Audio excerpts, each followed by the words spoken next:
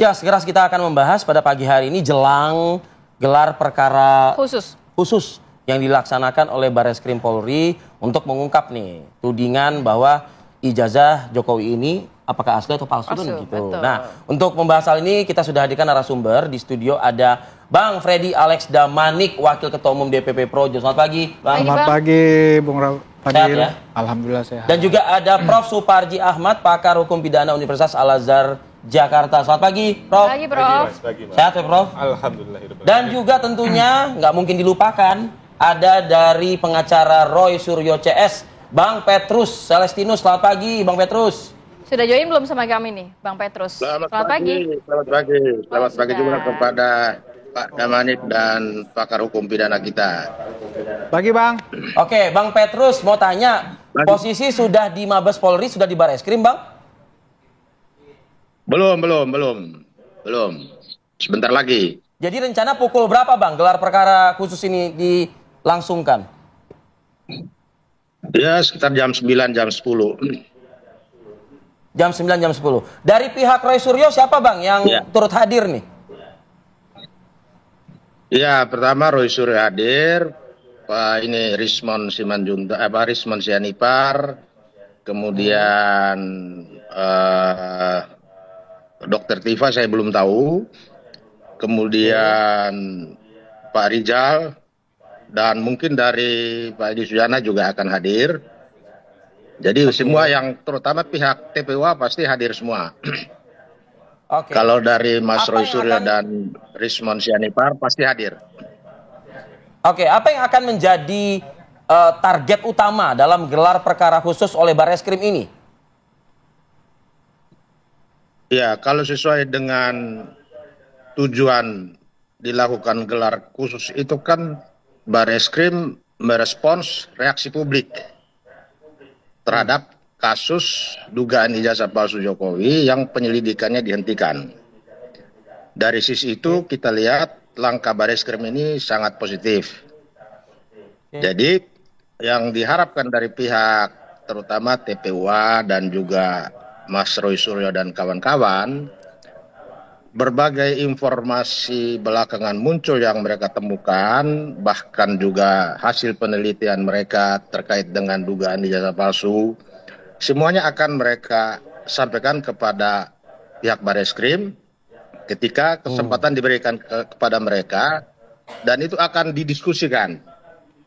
Karena namanya didiskusikan, maka ini pasti terjadi perdebatan, terjadi dialog yang sangat dinamis, yang diharapkan supaya dari dialog itu bisa menghasilkan sesuatu yang terutama sesuai dengan harapan publik.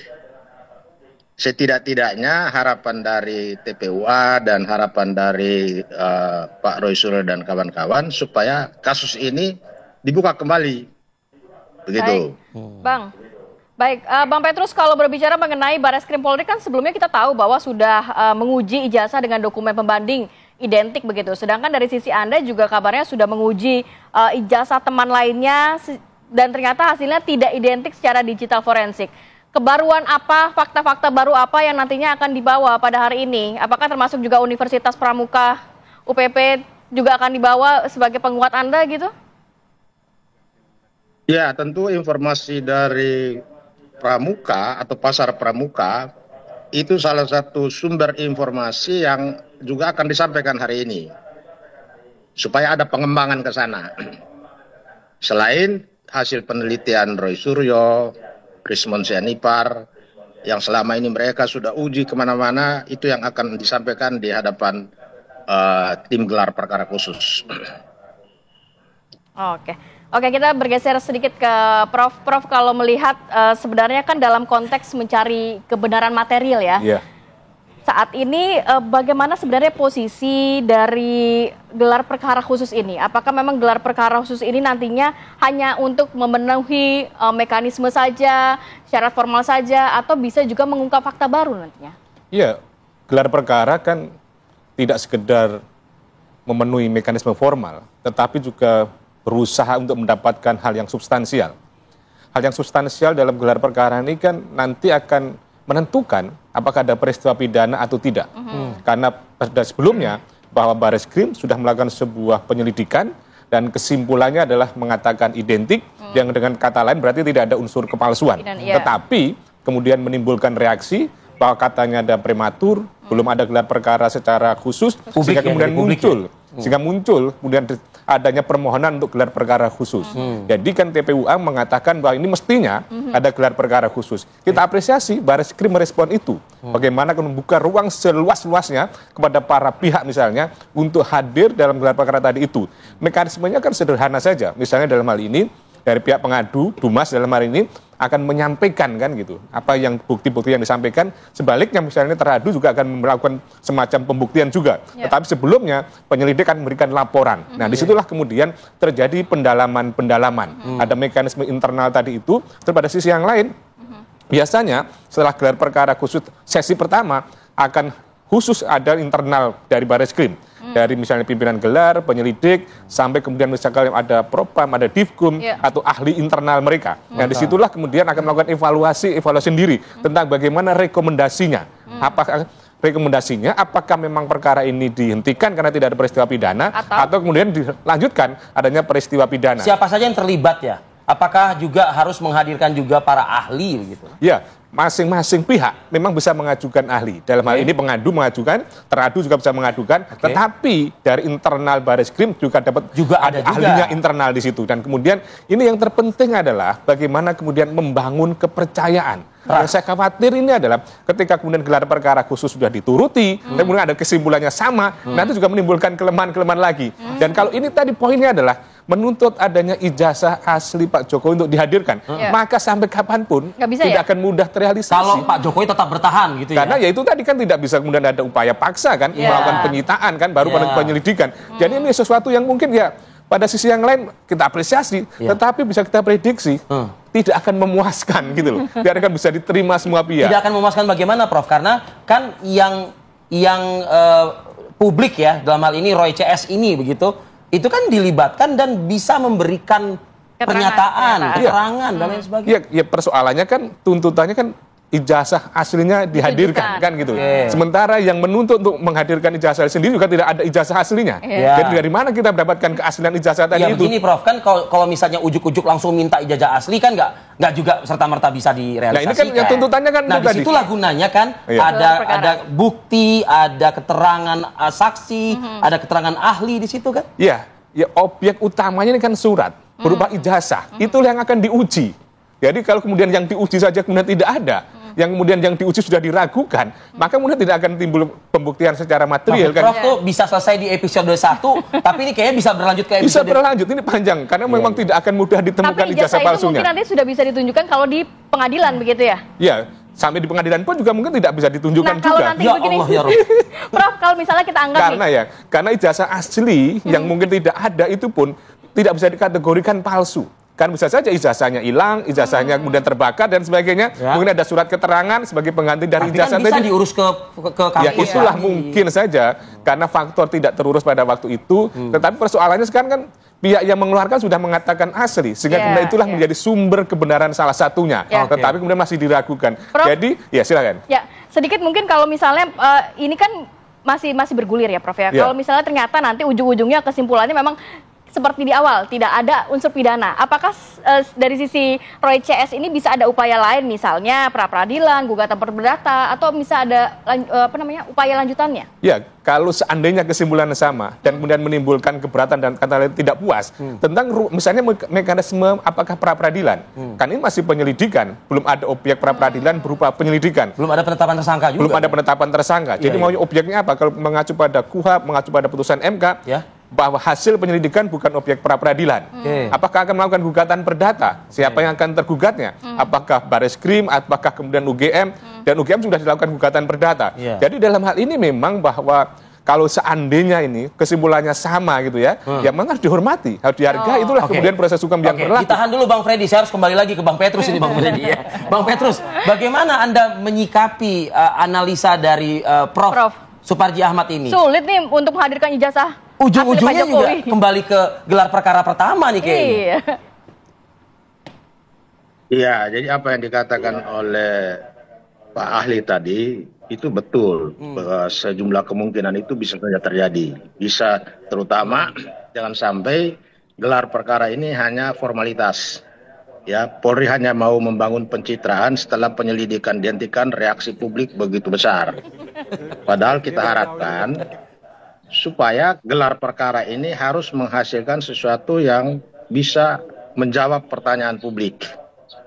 Jadi dari sisi kita, kalau penyelidikan ini ya hasil gelar hari ini berakhir dengan keputusan yang sama, maka tidak tertutup kemungkinan akan muncul laporan polisi baru lagi dari kelompok masyarakat, dari beberapa kelompok.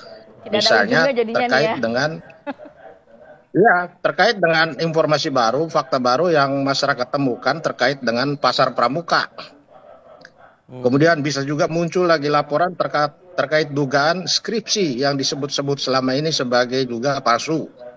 Jadi banyak langkah. Jadi menurut saya sebaiknya Bareskrim dalam gelar perkara hari ini mengakomodir semua informasi, kemudian jangan buru-buru mengambil keputusan untuk menyatakan penyelidikan dihentikan, tetapi lebih baik dikembangkan. Penyelidikan ini dilanjutkan. Itu akan lebih baik. Masyarakat akan tenang. Ya, ini pesan Bang Petrus ini juga bingung. Mungkin kalau saya Bareskrim, saya bingung. Lawang gelar perkara khususnya belum berlangsung, kok kita sudah diwanti-wanti nih sama Bang Petrus nih, Bang Petrus. Gelar perkara khusus itu kan kemungkinannya kan ya ada beberapa ya, bisa penyelidikan dibuka kembali atau tetap dengan keputusan seperti kemarin, karena kewenangan kan ada di tangan penyelidik Bareskrim. Sehingga kalau misalnya ditutup, ya beberapa kemungkinan seperti yang saya katakan tadi bisa terjadi. Jadi perdebatan sebentar ini akan panjang. Akan panjang. Kalau menurut Bang Petrus ini akan panjang nih Bang Freddy. Nanti gimana kalau dari sisi dari Anda? Iya, sebetulnya nggak letih Anda Bang Freddy Alex Damani. Nanti satu laporan selesai, ada laporan lagi. Iya, tadi Prof juga udah menyampaikan, Bang Petrus sebetulnya sama. Jadi Bang Petrus menyampaikan bahwa memang akan ada laporan lagi. Pasti, karena memang target mereka hanya itu saja. Mereka nggak peduli kebenaran material. Mereka itu hanya peduli bahwa Pak Jokowi itu jadi tersangka, ya Pak Jokowi itu dipojokkan terus. Pak Jokowi jadi tersangka apa? Ya ini kan mau mereka kan pemalsuan ijazah ini kan mereka lapor. Nah, udah dihentikan penyelidikannya. Mereka nggak percaya, minta laporan gelar perkara khusus. Targetnya kan supaya itu dibuka, kemudian naik ke penyidikan, Pak Jokowi tersangka. Kan targetnya hanya itu aja terus ini. Kebenaran mereka saja yang harus diakui, kan begitu. Tetapi ya saya juga apresiasi, walaupun dari awal sebetulnya saya menolak gelar khusus ini, hanya Polri Bareskrim sudah memberikan, jadi tetap kita apresiasi. Tapi saya percaya Polri Bareskrim dalam hal ini akan profesional, toh sudah diundang dari pihak pelapor, TPUA udah diundang, Roy Suryo, Rismon, silahkan eksplor apa keahlian mereka. Ada Komnas HAM dan DPR. Nah, itu yang saya juga respon positif kepada Polri, ada dari eksternal. Ada Komnas HAM, ada DPR, ada Ombudsman juga di sini, ada Kompolnas. Nah, inilah nanti dari pihak eksternal ini, ya dari pihak eksternal yang menjadi, katakanlah tanda kutip, menjadi saksi yang bisa juga berbicara nanti ke publik, ke masyarakat, karena ini tidak terbuka untuk DPR publik. Sebagai wakil rakyat. Ya, DPR sebagai wakil rakyat, nanti dari mereka-mereka inilah, dari mereka-mereka ini nanti publik bisa mengetahui lebih objektif. Jadi Anda yakin bahwa hasilnya akan sama saja begitu ya? Saya 100% yakin, sebagaimana mungkin beliau tadi, kalau beliau menduga, kalau saya yakin ini memang sudah Polri Bareskrim sudah melakukan dengan profesional. Kalau Anda yakin, kalau misalnya Bang Petrus menduga, lantas kemana dong suara aspirasi publik yang menginginkan transparansi, yang menginginkan keadilan gitu loh? Ya, kemana lagi gitu loh? Pak Jokowi kan juga ini bagian dari masyarakat Indonesia yang mempunyai hak asasi juga, tidak juga bisa dikriminalisasi, tidak juga bisa ditersangkakan dengan dasar atau bukti yang tidak ada, dengan tuduhan-tuduhan saja. Jadi publik juga melihat ini. Jadi publik yang mana? Jadi kan tadi Bang Petrus udah mengatakan ya setidak-tidaknya publik Roy Suryo dan kawan-kawan. Ya nggak apa-apa, kan ada yang publik yang lain. Nah, berikanlah ya badan atau lembaga yang memang diberikan oleh hukum kita untuk menguji ini. Saya ingat ketika di HUT Bayangkara 79 di Monas, Presiden Republik Indonesia Prabowo Subianto mengatakan meminta kepada institusi Polri untuk mendengarkan suara masyarakat. Bang Petrus, diklaim Anda tidak memiliki bukti, Anda tidak berdasarkan fakta dan lain sebagainya. Saya minta komentar Anda Bang Petrus, usai jeda pariwara berikut, kami akan kembali. Tetaplah bersama kami. Baik, kembali lagi bersama kami di Apa Kabar Indonesia Pagi. Sebelum kita lanjutkan perbincangan, kita akan pantau dulu. Kan agendanya rencananya jam 10 waktu Indonesia Barat ya. Bareskrim Polri akan melakukan gelar perkara khusus. Sudah ada rekan kami, Novan di sana. Selamat pagi Novan, apa informasi terbaru? Bagaimana persiapannya?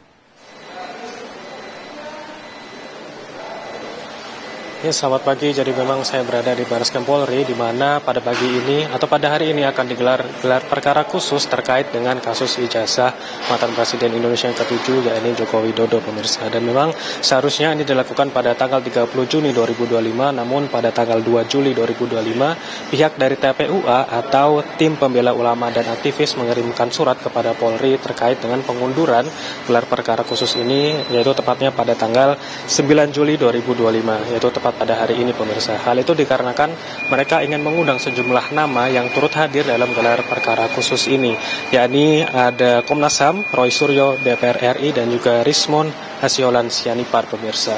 Kemudian mengapa dari TPUA mengajukan hal ini? Hal ini dikarenakan dengan mereka menilai adanya kejanggalan dalam penyelidikan Direktorat Tindak Pidana Umum Bareskrim Polri yang menyimpulkan bahwa ijazah Jokowi ini adalah asli, pemirsa. Dan kemudian tim kuasa hukum dari Jokowi juga akan hadir dalam gelar perkara khusus pada pagi hari ini atau pada hari ini, dan mereka menilai bahwa pada gelar perkara ini belum ada barang bukti yang bernilai novum. Mereka juga menilai bahwa ahli yang didatangkan, Roy Suryo dan juga Rismon, tidak independen dikarenakan mereka berafiliasi strategis dengan pelapor, begitu pemirsa. Kemudian pemirsa, memang mereka atau TPUA akan hadir pada pukul 9 waktu Indonesia Barat, namun belum bisa dipastikan kapan gelar perkara khusus ini akan dimulai, dan menurut informasi akan digelar secara terbuka. Saya kembalikan lagi ke studio. Baik, terima kasih banyak Novan atas laporannya dan selamat bertugas kembali. Ini masih menarik ya, Via, karena kita akan menantikan bagaimana jalannya gelar perkara khusus pada hari ini. Baik, saya ingin ke Bang Petrus melanjutkan pertanyaan saya yang terpotong tadi. Bang Petrus, silakan, mungkin Anda bisa berkomentar mengenai segala fakta, bukti, keahlian, dan lain sebagainya. Masa sih itu nggak bisa menjadi rujukan begitu loh untuk kelanjutan atau membuka tabir fakta, takbir terang benderang dari ijazah Jokowi ini? Pertama, kalau Mas Roy Suryo dan Dr. Rismon Sianipar diberi kesempatan untuk menyampaikan apa temuan mereka dan bagaimana keahlian mereka terkait dengan pokok perkara, maka akan terjadi kejutan-kejutan. Karena memang bukti-bukti yang mereka punya itu selama ini mereka simpan. Mereka tidak pernah publish karena memang ditunggu harus disampaikan pada kesempatan yang tepat. Nah, kesempatan yang tepat itulah pada hari ini, kalau gelar perkara ini memberi suasana yang fair, ya semua pihak diberi kesempatan yang sama untuk didengar keterangannya, diberi kesempatan untuk menyampaikan berbagai informasi, kemudian didiskusikan, maka menurut saya ini akan terjadi banyak kejutan. Terutama bukankah Bareskrim sudah fair kan membuat gelar perkara khusus, Bang Petrus? Oh iya, gelar itu merupakan sinyal bahwa fair. Tetapi kan kita belum tahu ke depannya seperti apa atau suasana di dalamnya seperti apa. Karena kita ini kan juga punya banyak pengalaman terkait dengan yang namanya gelar-gelar perkara ini. Jadi kita berharap suasana yang merespons ya tuntutan publik ini supaya dimaksimalkan. Jangan sampai hanya sekedar formalitas untuk ya bahwa kami sudah gelar khusus dan ya sudah kami dapatkan informasi dari berbagai pihak dan keputusan kami tetap ini dihentikan. Nah, itu yang jadi problem. Bang Petrus, menanggapi pernyataan dari Freddy Alex Damanik tadi, ini nggak akan pernah usai. Akan ada laporan baru jika nanti gelar perkara khusus ini ternyata anti klimaks buat Anda begitu. Ini apa sih sebetulnya Bang Petrus yang dicari oleh Roy CS ini begitu? Akankah memang harus Joko Widodo ini berstatus tersangka begitu menurut Anda? Oh tidak, ini kan terutama menyelamatkan apa yang saya selalu katakan, ini kan ada nilai kepentingan umum yang terdapat di dalam dugaan ijazah palsu ini. Karena masyarakat juga kan sudah terbelah, sebagian yakin, sebagian tidak yakin. Tidak yakin, ada pro kontra ya. Sebagian yang yakin, ya. Maka menjadi tugas polisi atau tugas negara untuk menyelamatkan apa yang disebut sebagai lembaga kepresidenan. Coba kita bayangkan, kalau 10 tahun berkuasa kemudian ternyata ijazahnya palsu, bagaimana dengan lembaga kepresidenan kita? Bagaimana dengan hasil pemilu? Kita garis bawahi, ada kepentingan umum di situ, ada kepentingan masyarakat, transparansi dibutuhkan. Prof, kita tahu gelar perkara khusus ini kan tertutup. Bagaimana masyarakat bisa memantau juga ini benar-benar transparan nih? Ya, bahwa dari maksud gelar perkara ini kan dalam rangka memastikan proses penyelidikan itu transparan, akuntabel, atau kemudian presisi lah ya, sehingga kemudian kredibel semuanya. Nah pertanyaannya apakah kemudian transparan itu identik dengan misalnya live melalui TV, kemudian semua orang bisa menonton. Tentunya transparan tidak identik dengan itu, tetapi adalah transparansi sudah terrespon, terpresentasi dengan adanya misalnya mengundang Komnas HAM, mengundang para pihak, mengundang DPR, dan semuanya pihak, ombudsman dan sebagainya. Itu bagian dari transparansi. Kalau kemudian transparansi dimaknai, disiarkan secara terbuka melalui media televisi, ini menjadi persoalan. Karena apa? Karena nanti akan terungkap pembuktian-pembuktian, baik berhenti maupun dilanjutkan, itu akan menjadi persoalan ketika pembuktian perkara tadi. Memang berbahaya itu? Berbahaya, karena konteksnya adalah alat bukti tadi digunakan untuk kepentingan pembuktian tadi, bukan untuk konsumsi publik kan gitu. Ya. Dan kita lihat saja bahwa ketika persidangan dengan misalnya terbuka, itu kan menjadi saksi, menjadi tidak independen. Karena bisa nyontek sebelumnya, bisa karena pengaruh yang lain, padahal saksi harus dilihat, menyampaikan apa yang dilihat, apa yang didengar, dan apa yang dialami secara langsung. Tidak bisa kemudian berdasarkan pengetahuan-pengetahuan yang lain. Jadi poinnya adalah bahwa kita menghargai Bareskrim, transparansi telah dilaksanakan bagaimana mestinya. Ingin mengakomodir semua pihak. Iya, bahwa yang itu mengakomodir dan kemudian telah dilaksanakan. Persoalannya tadi, apakah suasananya nanti nyaman, apakah suasana nanti aman, apakah kemudian netral, itu yang kemudian harus dijamin. Di kantor polisi itu pasti aman, Bro. Pasti aman dalam arti aman untuk salah satu pihak. Jangan sampai kemudian berada dalam tekanan, waktunya tidak sama, intimidasi atau waktunya tidak fair kan gitu. Saya kira ada itu potensi ke situ. saya kira tidak mungkin lah, tidak mungkin terjadi itu karena terbuka dalam arti diawas banyak pihak. Maka ini penting bagaimana nanti misalnya pembagian durasi waktu masing-masing pihak. 10 menit atau 10 menit sama. Ketika pendalaman 5 menit sama. Itu penting juga, jangan sampai ada diskriminasi, nanti akan menimbulkan masalah lagi. Itu wah, kalau udah menyangkut durasi, ada pembagian menit-menit, libatkan TV One juga menarik tuh. Debat calon tersangka kasus ijazah palsu misalnya begitu ya kan. Nah itu Bang Freddy, saya ingin ke Bang Freddy. Bang Freddy, tadi Bang Petrus mengatakan nih, ini kan pendidikan pembelajaran kepada publik. Kalau ternyata benar ijazah tersebut palsu, wah 10 tahun itu ya tidak sekedar 10 tahun, sejak dari wali kota dari Jakarta kan? Ya wali kota, gubernur, dari wali kota juga Bang Freddy. Ya dahsyat ya. Kalau itu benar. Ya, bukan dahsyat lagi. Dahsyat ya.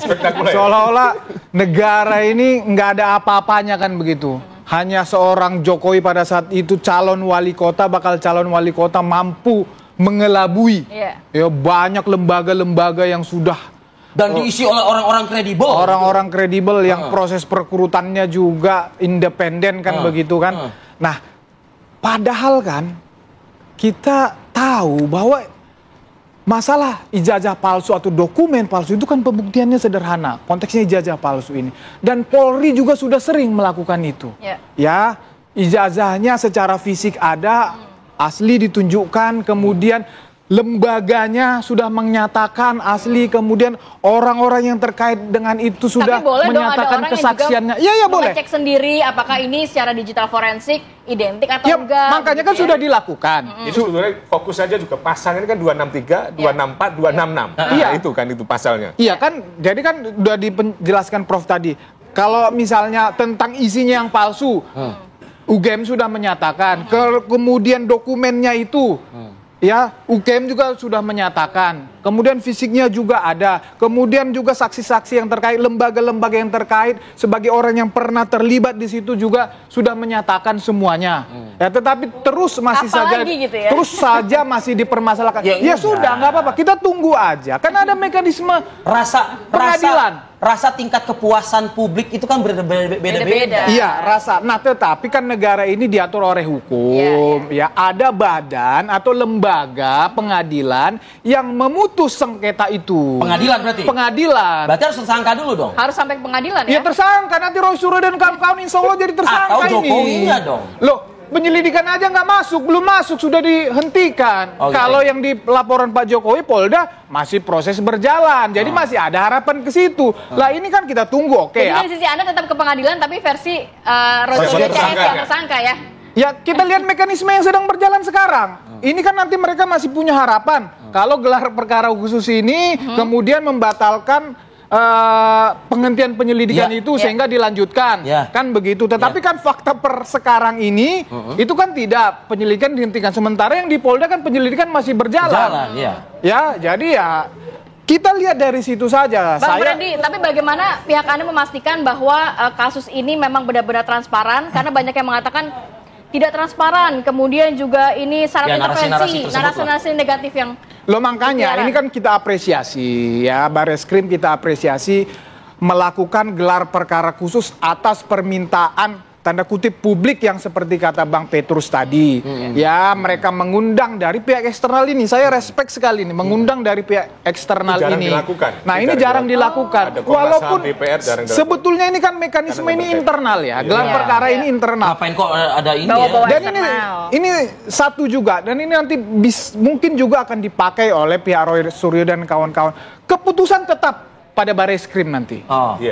Keputusan tetap pada Bareskrim. Ini saran, masukan, ya, diskusi, bukti-bukti itu nanti di dalam gelar perkara ini ditampung semua. Tetapi keputusan ada pada atasan nanti Bareskrim itu. Itu yang penting gitu. Bang Petrus, Freddy Alex Damanik mengatakan tersangkakan dulu Roy Suryo, baru kita nanti pembuktian di pengadilan. Di persidangan, Bang Petrus. Ya, kalau kita berpegang kepada terutama pernyataan Jokowi sendiri berkali-kali bahwa dia akan memperlihatkan ijazah aslinya hanya di pengadilan. Nah, karena perkara yang dimaksud adalah di Bareskrim Polri, maka Bareskrim Polri ke depan ini harus melanjutkan penyelidikan perkara ini, menyita ijazah asli yang dipegang oleh Jokowi untuk kemudian dibuktikan dalam persidangan pengadilan sesuai dengan keinginan Jokowi. Di persidangan ini kan harus ada tersangkanya, Bang Petrus. Oh iya, tentu harus ada tersangka. Hanya kalau tersangkanya apakah tersangkanya Roy Suryo CS? Oh tidak, itu kan perkara lain. Perkara pencemaran nama baik di Polda Metro Jaya itu dan juga beberapa laporan lainnya itu berbeda. Tapi kalau khusus tentang dugaan ijazah palsu ini, perkaranya di Bareskrim Polri dan tersangkanya kita belum tahu apakah si pihak pembuat ijazah yang disebut-sebut sebagai palsu itu nanti kan ketahuan kalau misalnya penyelidikan ini jalan terus. Kalau misalnya itu betul sebagai palsu, tentu ada yang membuat. Kemudian posisi Pak Jokowi sebagai apa? Apakah pihak yang menggunakan atau pihak yang ikut melakukan pemalsuan itu? Nah, itu kan semua tergantung dari hasil penyelidikan nanti.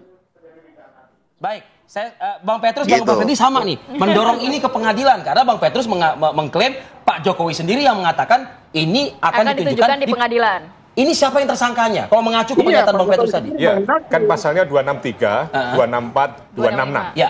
Maka dalam hal ini adalah ada yang membuat, ada yang memalsu, ada yang menggunakan.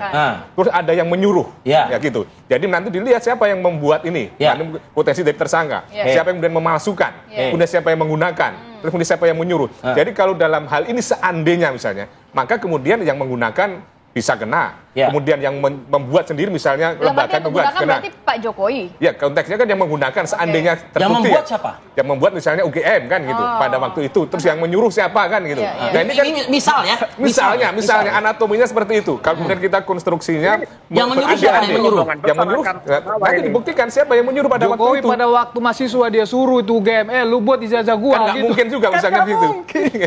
Nah, maka obyeknya palsu itu yang mana sebenarnya ini kan? Persoalannya kan kaitannya ini lari ke pasar pramuka. Apakah itu yang dikaitkan dengan menyuruhnya di situ? Nah, itu kan. Jadi kembali pada persoalan konstruksi perkaranya, ini akan surat palsu yang menimbulkan hak, yang menimbulkan kerugian pihak lain. Yang dalam arti adalah bagaimana dibuktikan siapa subjeknya, apa perbuatannya, apa akibat hukumnya, semua berdasarkan alat bukti. Apakah saksi, apa surat, ahli atau kemudian petunjuk. Jadi ini yang kemudian harus dilokalisir supaya tidak kemana-mana dan masyarakat menjadi tahu. Sebetulnya perdebatan pasal berapa sih kan itu? Perdebatan tentang surat palsu 263, 264, 266 KUHP kan itu.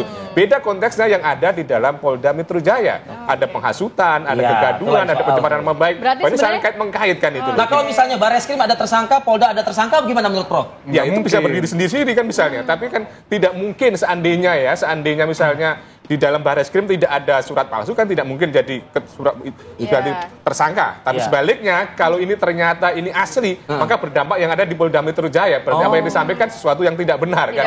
Jadi kunci saling mengkait dulu. Berarti dapat disimpulkan nanti ini dalam segmen berikutnya ya atau dalam episode berikutnya siapa yang akan menjadi tersangka gitu ya kasus ijazah palsu. Jokowi. Baik, terima kasih banyak Prof, Bang Fredri dan juga Bang Petrus sudah berbagi informasi pada hari ini. Sehat selalu. Assalamualaikum. Ada pantun penutup buat Bang Petrus, Bang Alex dan juga Prof Suparji. Langit pagi mulai terbuka. Cakep. Publik menanti hasil bicara. Cakep. Gelar perkara bukan untuk mencerca, tapi menguji jejak sejarah secara terbuka. Kita nantikan ya, apakah ini bisa membuka kasus ini ya, Pia? Terima kasih Bang Petrus, Bang Sehat Alex, selalu, Damanik. Terima kasih. Assalamualaikum. Prof, terima kasih. Oke, kita harus ajak pemirsa untuk jeda dulu sejenak. Nanti kita akan pantau ini bagaimana kondisi banjir di sejumlah titik di Jabodetabek karena memang hujan ini dari hari Minggu loh, Via. Nggak berhenti-berhenti ya. Ini berturut-turut 3 hari ya, Ti ya. Menyisakan kepedihan di masyarakat juga.